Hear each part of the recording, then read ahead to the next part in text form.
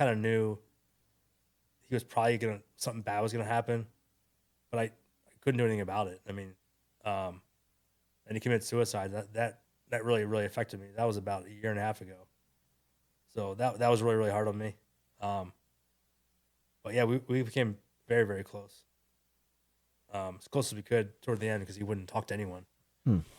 Um, Yeah, the community was, everybody was in shock when they heard the news about your brother leaving and committing suicide, and everybody was, even me, I was like thinking to myself, we're losing too many soldiers nowadays, too many service member veterans. It just the suicide rate went up a lot in the last couple of years, and I'm trying to figure out why why it keeps going up instead of going down. And you hear politicians saying, "Oh, 22 is too many," or one is too many, but there is nothing being done about it. I just seen the numbers going up every year, mhm. and I have some friends that also committed suicide, and I'm like, why this trend is, it used to be 22, probably now like 40 a day. So it is, I don't know, it just sucks. I don't have any answer for it. It sucks seeing your brothers and sister just committing suicide. And a couple of days ago, one female committed suicide. She was a veteran. I don't know if it was Navy Hmm. or Marines.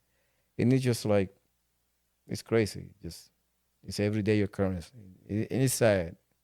And I feel sorry for your loss. It just, I didn't know you or your brother, and it hit me, because I follow your brother's stories for years. I've been seeing podcasts and seeing that, and lose him that way. It just like, it kind of sucks. I feel sometimes that the system, we hold our end of the bargain, but at when the soldiers come back, and Marines or Navy, whatever, they don't hold their end. The government is just like, kicking us to the curve after we hand our end of the bargain. I mean, it's just, that's the way I feel. I mean, it's my personal opinion on it. So you don't have to respond to this, but it sucks. It fucking sucks. Yeah, and I don't know. I mean, I think it's a combination of just the VA is just bad healthcare just because of the bureaucracy and the nature of a socialized system. It's going to suck. So they don't have the resources they need, and then it's not a private business, so they have no incentive to. But also a lot of it too is we just don't know the answers too, and that's the other piece of it. So a combination of incompetent people with we don't know, and some of it is sort of a double edged sword. Like we have all these advances in like physical medicine, like we know how to save someone if they get hit in the head or they have a femoral bleed or they get shot 27 times. Like doctors, like ER type doctors and surgeons, we're like really good about doing that. And we have all these advancements in medications and um, physical medicine, like putting tourniquets on, like putting a tourniquet on.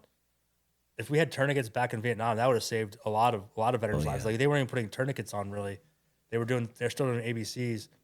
But with that, I think as a result of us being able to save everyone's lives, I think veterans are actually in some ways experiencing more trauma than any warrior in the past because in the past, if you got hit with like a sword or something, you're probably gonna die from an infection in like a month from now. Yeah. And so like I don't think warriors from the past were actually experiencing this sustained trauma years after years. Like my brother did 21 years in the teams, and if he got shot 27 times in Vietnam, he would have been dead. So I think part of it is I think warriors, because of all the advancements in medicine, they're experiencing more trauma than I think probably any warrior has ever in the history of ever, from what I've gathered. And we don't have the answers how to deal with the psychological wounds of that. Yeah.